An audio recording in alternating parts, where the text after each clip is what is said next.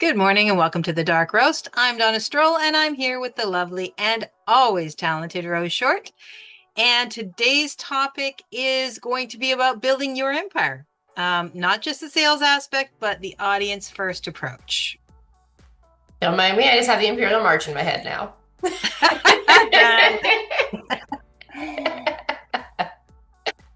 Excellent. So we understand, like, when you first start out, right, sales feel really urgent and it's all about making the money and it's all about getting in there, getting it going and da-da-da-da. But you can't really rush things, right? So you really got to focus on longevity, long-term trust, and really building your brand and your empire versus pushing for those sales. Yeah, because, honestly, it's most beginners treat their business like it's a vending machine, right? You push the button, you get a sale. Well, you push a lot of buttons and then you get a sale. And then when it doesn't happen, you panic because I did the things. Why isn't it working? So they try a new button and then they try all the buttons. And then, before you know it, you're like in an elevator where all the buttons are pushed and you're going nowhere fast. So it gets really frustrating because as a new person, you feel like you're basically playing whack-a-mole with what is going to work. And that is not how you're going to get where you need to go. A sales only approach is really basically always chasing, and that's exhausting. If you're constantly chasing the next sale, if you're constantly chasing the next, thing, whether it's a trend or anything like that, it's just not going to work for you. Even if you're chasing what somebody else did that worked, well, that worked for them, so I'm going to do that, but it didn't work for me. So now I'm going to go do this because that seems to be working for them. You're losing your trust, you're losing your energy, and you're losing your belief in yourself and your system. So, right? These are things that matter. You have zero stability that way. So as the devil's advocate, I know some of you are thinking, but I need money now, which is fair, right? We all need it. We need it now, not 3 months from now. But the fastest way to get consistent money is still building your audience that trusts you, because sales tactics only work once, right? Loyalty works forever. So you can pressure, but no one likes that. They don't want the damn tea. Stop trying to shove it down their gullet. Exactly. So what do we mean? Like, what does audience first actually mean, right? Because right now it's probably just a word. So it doesn't mean that you never sell or you don't sell, right? You're a business, not a charity. So it's not that, you're only focusing on building the content versus the sale. But what it means is you're not just building funnels, you're not just building websites, you're not just, throwing your links out. You're building people. And what I mean by that is, like, you're not actually, Frankensteining people. That's fun. But it's going back to what we talked about last week. Like, you're really thinking about their struggles and how do I help them? What are they actually struggling with? How can I show up in a way that is not, a robot reading a cue card, is not a cookie cutter, like, oh, I've seen this video from 5 other creators. How do I really show up and let them know that I see you, I understand what you're going through, I have the solution, without being the sleazy car salesman? So you're shifting your mindset from how do I get them to buy to how do I get them to trust me and to stick around? Because again, that trust is going to build long-term engagement, which builds your multiple income streams. But it also helps, again, you get people through word of mouth, which is so, so, so important. And when people trust you and trust what you're talking about, what you're using, what you're selling, buying just becomes natural. Yep. Yeah. And then, it becomes the easiest part of your relationship, right? Because now they're not, you're not trying to win them over. You're no longer wooing them. You're just letting them know that you're a safe space. And people like safe spaces. Even the tough, I don't need a safe space people. They all do. We all do. So how do you build an audience that actually loves you? Because that's what we're going for, right? So let's get into the practical stuff. The things that you can actually start doing right now, today. First, you want to pick a core message that, people don't follow chaos. I mean, they like to watch chaos. They absolutely love train wrecks, but you don't want to be the train wreck that they follow. You want to be the stable voice in the chaos that they are, going for, the clarity when everything else is absolute chaos. That's where you want to be, right?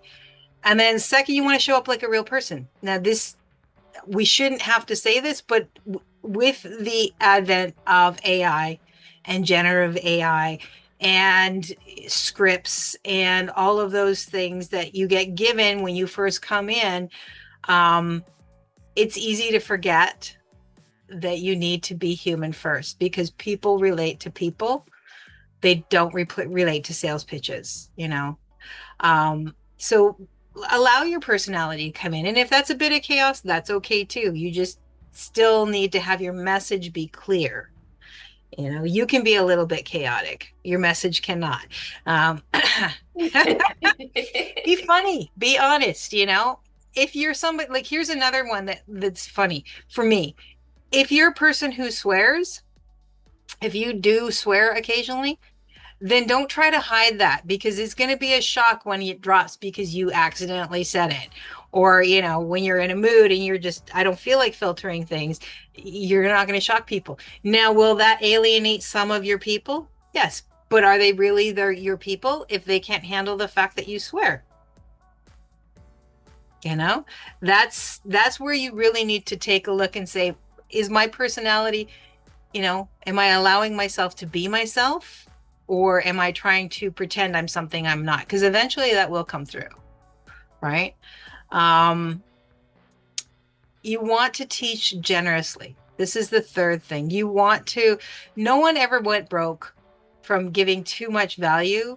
But plenty of people have stayed broke because they're tight-fisting everything, right? Now, that doesn't mean you give away the farm, right? But you can give a lot of information and a lot of support and a lot of, education from where you're standing without giving away everything. Coaches do it all the time. They give away a lot of information to help you get started. Now, they're not going to give you absolutely everything, but that's okay, right? They're still building trust. They're still giving you education, so that if you don't want to follow further with them, that's fine. You at least have that starting point. You at least have that basic information. I mean, there are plenty of YouTube channels that teach people how to do all sorts of things, and their revenue doesn't come from the teaching. It comes from you watching, from you trusting what they're doing, so that their advertisers come in and that their partnerships come in. And eventually maybe they write a book or a how-to, and you're going to buy that because you've loved watching them and they've helped you on so many things. And now it's all condensed into one space. So don't think that you can't share that information, because, you're giving away something that you should be getting money for. Remember that it's okay to sell with an open hand. And then be relatable. People buy from people who get them. That's pretty straightforward. That's, going back to the human factor. And fifth, follow the 60-30-10 rule. 60% value, 30% personality, and then 10% sales. And that might seem counterintuitive, but especially when you're first starting out, you need to build that trust, right? So you need to be the one giving the value and giving them a reason to follow you in the first place and to trust you and to buy from you.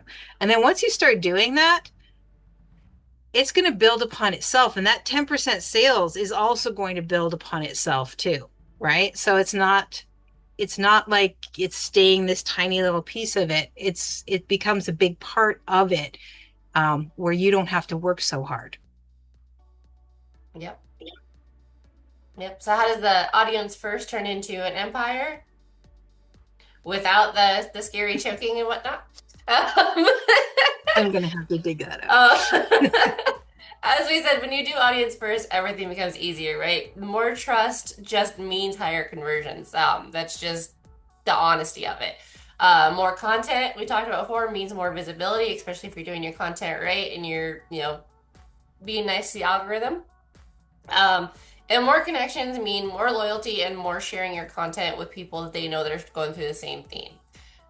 Loyalty is something like you can't buy that, you can't fake it, you can't hack it. Loyalty is something that is not even contingent on you yourself. It's contingent on how you're presenting yourself. So loyalty is super, super important. We talk about it all the time. No, trust, like, loyalty.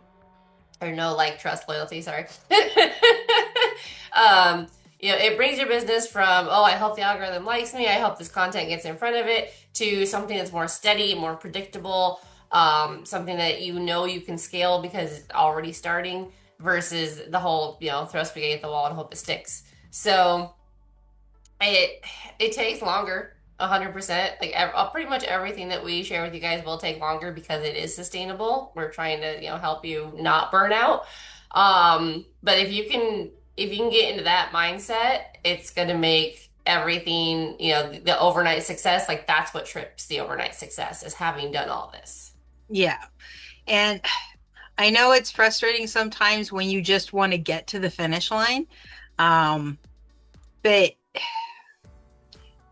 people burn out before they get to the finish line. So many people burn out before you get to the finish line. You will see it. Even if you're just starting out, people that you see starting with you, in 3 months, you're going to be looking around and half of them are gone. And then in 6 months, another half of them are gone, or they've moved on to like 8 different things in the meantime. And they're frustrated because they're not getting anywhere because they haven't done these steps. You can build a house with a crappy foundation, but it's not going to stand, right? You can build it faster. You can build it right. And that's the thing. And I think that because we live in an instant gratification society, then we lose some of that. It needs to take time. So, and this is where people mess up, some of the usual things that people do, they post once and then they disappear for 3 weeks. Some sound like robots because they're basically copy pasting and not actually looking at what they're pasting, and it sounds like everything else. Some never engage. And it's hard if you're an introvert. It might be hard to engage. You might get exhausted from it, but it's important. So if you're going to get into this business, you are going to have to engage, especially in the beginning, just to get people to where you want them to be, to get them to know you. Some people, on the other hand, try to talk to everybody. And everybody is not your target audience. As much as you want it to be, it's not. And a lot of people overthink themselves. You overthink it and you spin it out, and then you don't do anything because you've overthought yourself to the point where you can't actually take action because you have way too many paths to go down, right? So it doesn't have to be challenging like that. It's simple. It's not easy, but it's simple. Just show up consistently, be clear in what you're saying, be a human, and have some fun. It's okay to have some fun with it, right? Yep, we do. We try anyways, yeah. Sure, yeah. So that's it. Yeah, that's about it, guys. Like, build your audience.